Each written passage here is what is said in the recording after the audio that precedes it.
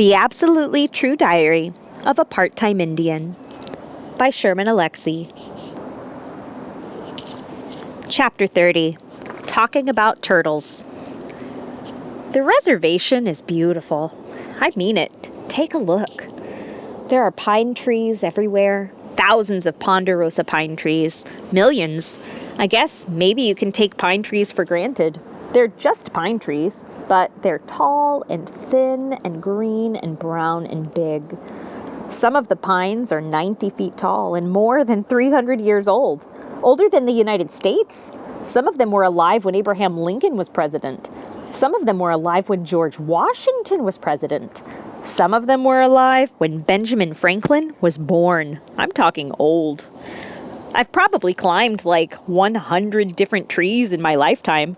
There are 12 in my backyard, another 50 or 60 in the small stand of woods across the field, and another 20 or 30 around our little town, and a few way out in the deep woods. And that tall monster that sits beside the highway to the west end, past Turtle Lake, that one is way over 100 feet tall. It might be 150 feet tall. You could build a house using just the wood from that tree. When we were little, like 10 years old, Rowdy and I climbed that sucker. It was probably stupid. Yeah, okay, it was stupid. It's not like we were lumberjacks or anything. It's not like we used anything except our hands, feet, and dumb luck. But we weren't afraid of falling that day. Other days, yeah, I'm terrified of falling. No matter how old I get, I think I'm always going to be scared of falling. But I wasn't scared of gravity on that day. Heck, gravity didn't even exist. It was July, crazy hot and dry. It hadn't rained in like 60 days. Drought hot, scorpion hot, vultures flying in circles in the sky hot. Mostly, Rowdy and I just sat in my basement room, which was maybe 5 degrees cooler than the rest of the house, and read books and watched TV and played video games. Mostly, Rowdy and I just sat still and dreamed about air conditioning. When I get rich and famous, Rowdy said, I'm going to have a house that has an air conditioner in every room. Sears has those big air conditioners that can cool a whole house, I said. Just one machine? Rowdy asked. Yeah, you put it outside and you connect it through the air vents and stuff. Wow, how much does that cost? Like a few $1,000, I think. I'll never have that much money. You will when you play in the NBA. Yeah, but I'll probably have to play pro basketball in like Sweden or Norway or Russia or something, and I won't need air conditioning. I'll probably live in like an igloo and own reindeer or something. You're going to play for Seattle, man. Yeah, right. Rowdy didn't believe in himself. Not much, so I tried to pump him up. You're the toughest kid on the res, I said. I know, he said. You're the fastest, the strongest, and the most handsome, too. If I had a dog with a face like yours, I'd shave its ass and teach it to walk backwards. I once had a zit that looked like you. Then I popped it, and then it looked even more like you. This one time, I ate like 3 hot dogs and a bowl of clam chowder, and then I got diarrhea all over the floor, and it looked like you. And then you ate it, Rowdy said. We laughed ourselves silly. We laughed ourselves sweaty. Don't make me laugh, I said. It's too hot to laugh. It's too hot to sit in this house. Let's go swimming. Where? Turtle Lake. Okay, I said. But I was scared of Turtle Lake. It was a small body of water, maybe only a mile around, maybe less, but it was deep, crazy deep. Nobody has ever been to the bottom. I'm not a very good swimmer, so I was always afraid I'd sink and drown and they'd never, ever find my body. One year, these scientists came with a mini submarine and tried to find the bottom, but the lake was so silty and muddy that they couldn't see. And the nearby uranium mine made their radar sonar machines go nuts, so they couldn't see that way either. So they never made it to the bottom. The lake is round, perfectly round, so the scientists said it was probably an ancient and dormant volcano crater. Yeah, volcano on the res. The lake was so deep because the volcano crater and tunnels and lava chutes and all that plumbing went all the way down to the center of the earth. That lake was like forever deep. There were all sorts of myths and legends surrounding the lake. I mean, we're Indians and we like to make up shit about lakes, you know? Some people said the lake is named Turtle because it's round and green like a turtle's shell. Some people said it's named Turtle because it used to be filled with regular turtles. Some people said it's named Turtle because it used to be home to this giant snapping turtle that ate Indians. A Jurassic turtle, a Steven Spielberg turtle, a King Kong versus the giant reservation turtle. I didn't exactly believe in the giant turtle myth. I was too old and smart for that. But I'm still an Indian and we like to be scared. I don't know what it is about us, but we love ghosts. We love monsters. But I was really scared of this other story about Turtle Lake. My dad told me the story.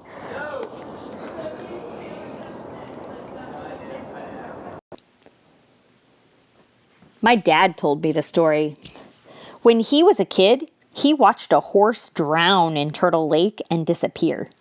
Some of the others say it was a giant turtle that grabbed the horse, Dad said. But they're lying. They were just being silly. That horse was just stupid. It was so stupid we named it Stupid Horse. Well, Stupid Horse sank into the endless depths of Turtle Lake, and everybody figured that was the end of the story.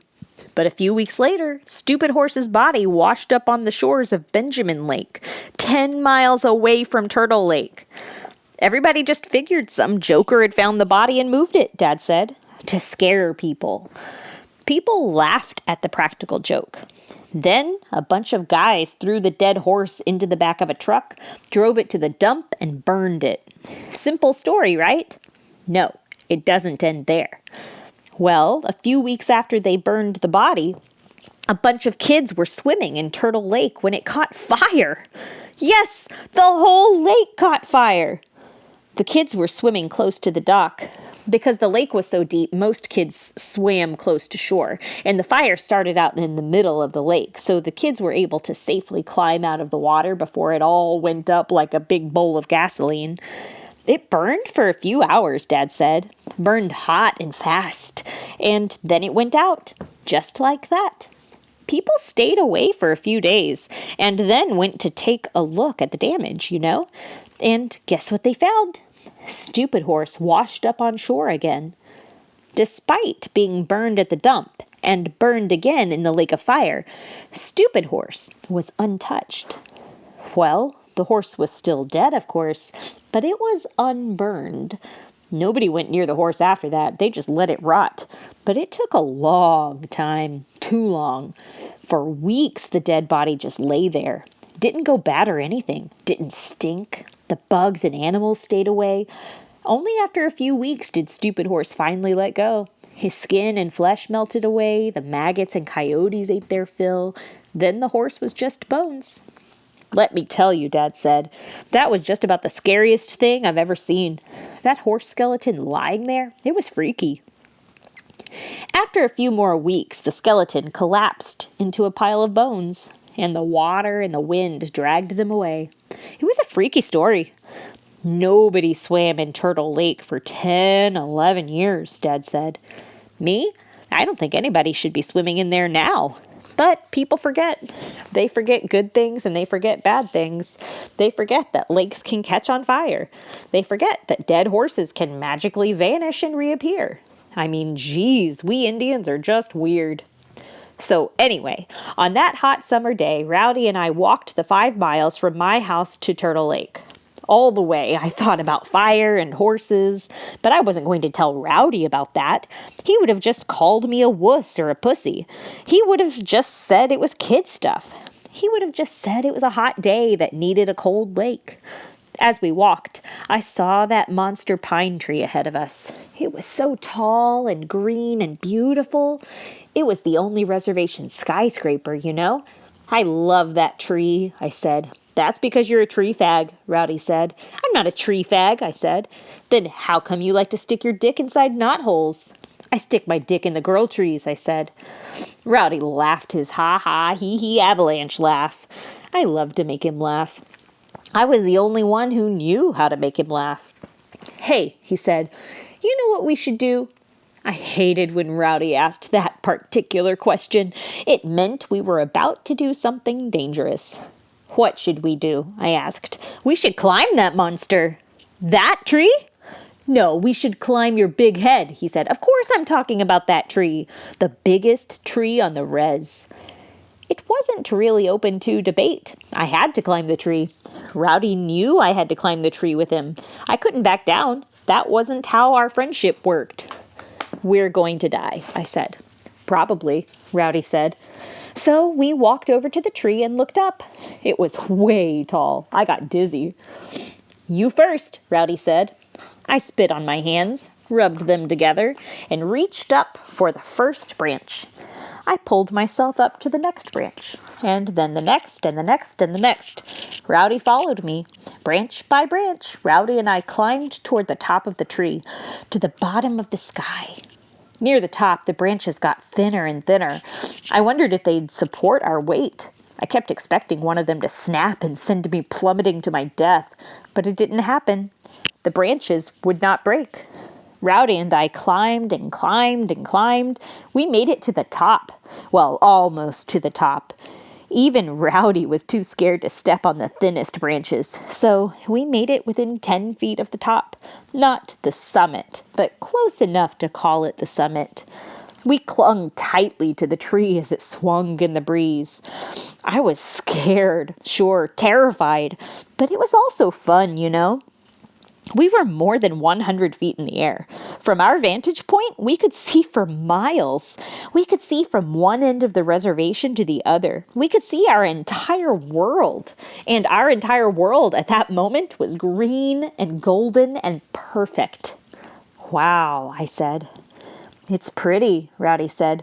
I've never seen anything so pretty. It was the only time I'd ever heard him talk like that. We stayed in the top of the tree for an hour or two. We didn't want to leave. I thought maybe we'd stay up there and die. I thought maybe 200 years later, scientists would find 2 boy skeletons stuck in the top of that tree. But Rowdy broke the spell. He farted. A greasy one. A greasy, smelly one that sounded like it was half solid. Jeez, I said. I think you just killed the tree. We laughed. And then we climbed down. I don't know if anybody else has ever climbed that tree. I look at it now, years later, and I can't believe we did it. And I can't believe I survived my first year at Reardon. After the last day of school ended, I didn't do much. It was summer. I wasn't supposed to do anything. I mostly sat in my room and read comics. I missed my white friends and white teachers and my translucent semi-girlfriend. Ah, Penelope. I hoped she was thinking about me. I'd already written her 3 love letters. I hoped she'd write me back. Gordy wanted to come to the res and stay with us for a week or 2. How crazy was that? And Roger, heading to Eastern Washington University on a football scholarship, had willed his basketball uniform to me. You're going to be a star, he said. I felt hopeful and silly about the future. And then yesterday, I was sitting in the living room watching some nature show about honeybees when there was a knock on the door. Come in, I shouted, and Rowdy walked inside. Wow, I said. Yeah, he said. We'd always been such scintillating conversationalists. What are you doing here? I asked.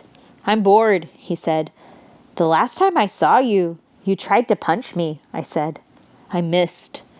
I thought you were going to break my nose. I wanted to break your nose.